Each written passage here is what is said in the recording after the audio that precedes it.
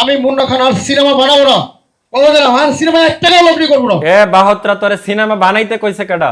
আর তুই স্যাদ দেখাও কার লগে কথাবার্তা হুশ করে কইবা। আমার ক্ষমা করবেন, আপনার কষ্ট পাই থাকলে। ঠিক আছে এখন বলো তোমার সমস্যা কি? সিনেমা করবা না কে? হলের ধারণ ক্ষমতা 300, লোক আইছে 3000। না ভাই, আপনারা আর কবে মানুষ হবেন কোন?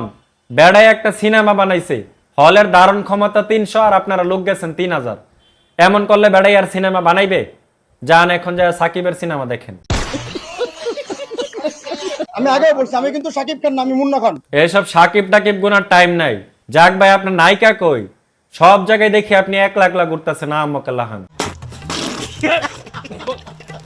আপনি একজন বিনোদন সম্পাদক, আপনি জানেন না প্রমোশনে যদি নায়িকা না থাকে। এ বেটা, প্রমোশন আবার কি? আর তুই নায়িকারে কি ওষুধ খাওয়ায় সিনেমা করাইছো? সত্যি করে কও। এটা কেমন কথা? একজন খোরশেদ আলম খসরু প্রধান অতিথি থাকার পরেও যদি না এসে থাকে।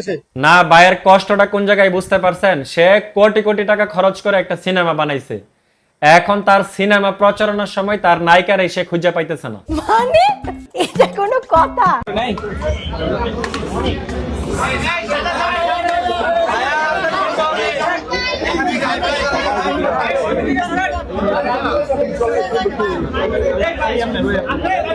যাক, ফাইনালি সে তার নায়িকারে কাছে পাইছে, কিন্তু পাইলে কি হইবে?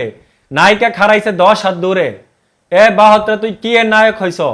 তুই বেটা নায়িকারে জড়ায় ধরে খাড়াইয়া থাকবি? কি মানুষ রে বাবা, ছি। 2টা ঘন্টা মনে হলো যে আমরা বাইরে কোনো সিনেমা দেখছি। আপনার সিনেমা দেখলেও মনে হয় বাইরের সিনেমা দেখতেছি, মানে পৃথিবীর বাইরের। এমন সিনেমা পৃথিবীতেই তৈরি হয় না।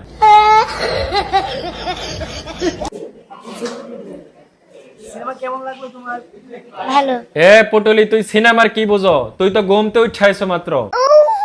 এর বিচার যদি সমিতি না করে আমি মুন্না খান আর সিনেমা বানাবো না। ঠিক আছে ভাই, আপনি আপনার সিদ্ধান্তে অটল থাকেন। আমরা 20 কোটি মানুষ আপনার পাশে আছি, আপনি আর সিনেমা বানায়েন না।